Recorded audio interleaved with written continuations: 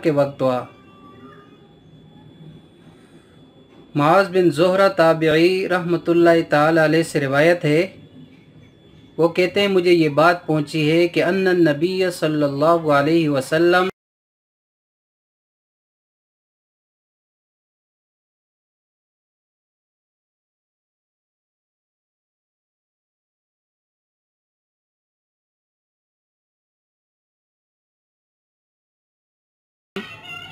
कान इज़ा अफ्तरा क़ाल अल्लाहुम्मा लका सुम्तु अला रिज़्क़िका अफ़्तरतु। अबू दाऊद की रिवायत है, रसूलुल्लाह सल्लल्लाहु अलैहि वसल्लम जब रोज़ा इफ्तार फरमाया करते तो यूँ दुआ पढ़ते, अल्लाहुम्मा लका सुम्तु अला रिज़्क़िका अफ़्तरतु। अल्लाह मैंने तेरे ही रज़ा के लिए रोज़ा रखा है और तेरे ही रिज़्क़ से इफ्तार किया।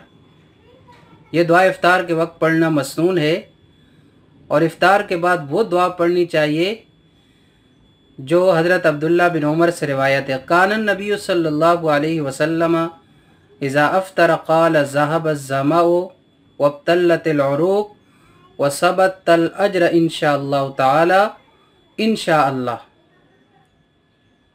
रवाहु अबू दाऊद।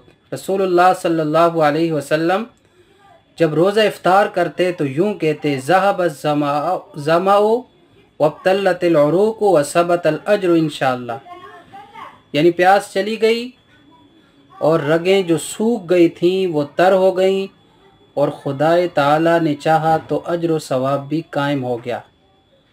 यानी मतलब ये है कि प्यास और खुश्की की जो तकलीफ़ हमने उठाई वो इफ्तार करते ही ख़त्म हो गई। अब न प्यास बाकी है न रगों में खुश्की बाकी है और इंशाअल्लाह आखरत